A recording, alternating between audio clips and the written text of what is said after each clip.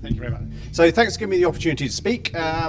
So I'm Neil Sebire. I'm actually Professor of Pathology by background. I'm the Chief Clinical Data Officer for HDRUK, and I was asked to give a bit of an overview of HDRUK and how it might fit into this space. And I'm kind of going to start with the end in mind. And the end for me is, for all of us, what would be most useful is if there are things that you think at the end of the talk and the other things you know about HDRUK that we could be doing to help this space, then get in touch, because there is a significant opportunity to mould what is being developed over the next few years for HDR. So many of you will have varying degrees of knowledge of HDRUK, but just to put a little bit of context here, the idea of this is it's an organisation that's funded by a range of funders, but essentially by UKRI and the Life Sciences Industry Strategy to really try and bring together health data. And there are three core parts really. The first is the Health Data Alliance, which are people who hold data and who are potentially willing for that data to be shared for secondary use purposes.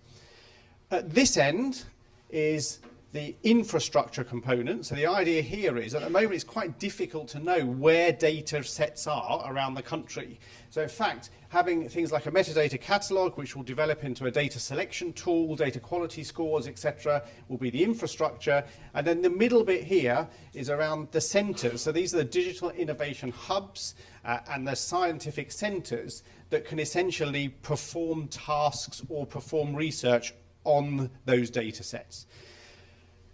Obviously, crossing all of those are a whole load of other activities and things like what is a trusted research environment, how should you give access to that data, PPI, etc. But the bit that I'm particularly interested in is that number one up there, which is around data standards and quality, and particularly around the principle that there is a lot of focus on let's develop this algorithm, and everyone in the research world is highly excited about that part, but not so much about all the things that are required either side of that to deploy these into clinical practice. And it's whether we can extend the reach for research into this. And there's two things that are going on at the moment that would be particularly relevant to all of us. The first is we're going out for a consultation around data quality and standards for HDRUK. Before everyone groans, there's lots of people in the room here who are the experts on standards. We will not be coming out with an HDRUK standard, don't worry. What we will be doing, though, is trying to encourage researchers to align towards common standards that are already existing. And there is an opportunity for HDRUK to start to mould this process and put a little bit of pressure, particularly for research data, for things like that are collected in clinical trials, etc., to start to align those to established open standards.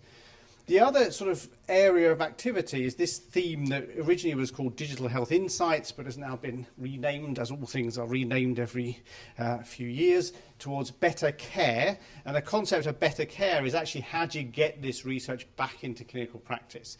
And from the HDRUK perspective, they're interested in how you might be able to support research that is specifically looking at, does it make a difference into real clinical care? And in terms of the scope, one of the issues here is where should we stop? What should we be doing at the moment? So this is from the Boston group, essentially of all of the types of health data that you could use. Most of what we're focusing on at the moment is stuff that is in EPR or equivalent systems. There is, of course, lots of interest potentially to look at data from IoT devices, home monitors, etc. But the issue around all of these is, as you can imagine, highly complex, and we're going to have to make a decision about where we say for now we are interested in health data, which is predominantly around data generated in healthcare organisations as opposed to by patients at home or by devices. But that will clearly have to change. The other area that's become extremely obvious, that is an area that is under-resourced, particularly in the NHS, and underappreciated, is all of the things that are required from essentially a data stewardship perspective to make that data useful. There is a big frustration that I see when, particularly now, the idea that NHS trusts think they've got lots of data and therefore it must be really valuable and we can do all these things with it. is a lack of understanding of all of the infrastructure and the skills that are required to do things with that data. And one of the areas around that HDR UK is looking at is around training and upskilling of analysts, and how we can help with other organisations to help to professionalise that kind of component. In terms of the sort of the data standards, we're not going to be getting into any of the elements of the specifics of the standards. It's around trying to at least get researchers to define beforehand what they are going to be collecting, how they're going to be collecting it. So from my perspective, if we can get to a point in a few years' time where for research health data sets, you can ask a researcher, what data model did you use, or what terminology did you use, that will be a massive advance from where we are now, which is where generally researchers pretty much make up what they're going to collect for their research project without thinking of reusability.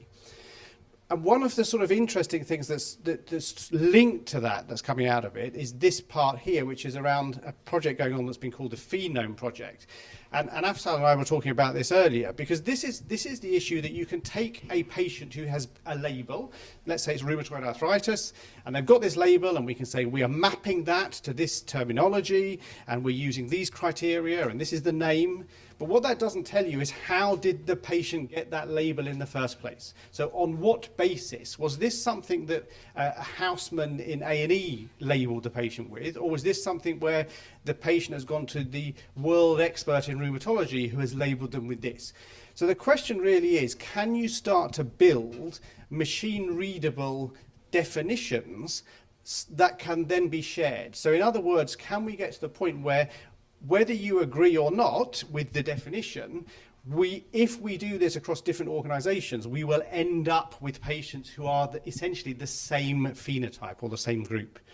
And the last part is around this circle rather than this circle, because lots of the research focus is on developing the data science, developing the tool, but actually how can you get that back into clinical care? And there are some interesting ways that this may be doable, possibly doing things like with Fire and Smart on Fire apps, etc. But there has been relatively little work on how you more seamlessly can try and make this transition. And this is another element that we're interested in.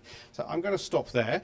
The key message is this is an emerging field, and it's an area that has significant opportunity to be influenced by the community. So any ideas that you have that you feel that HDR UK should or could be doing to contribute, then please do let me know.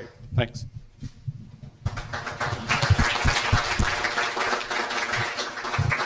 Thank you. Perfect unprompted timekeeping. Again, one quick-fire question with one quick-fire answer.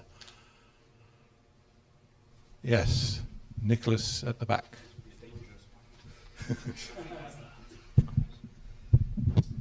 So apologies if I've missed this one, but on your initial list of the standards, slide 5, I didn't see anything around care plans. If we're going to do anything with computable biomedical knowledge, it's about changing an individual's care plan, because that is the journey forward. And until we have a way of multiple organisations, multiple professions, multiple departments working together on the care of an individual, driven by medical knowledge, ideally computable medical knowledge, we're not going to get the change in care that we need to be able to demonstrate that the guidelines are any use. As you know, I completely agree with you. However, and it's possible that one of the areas that the better care, one of the potential reasons for the better care rebranding may be to start to look at that area. That's reassuring.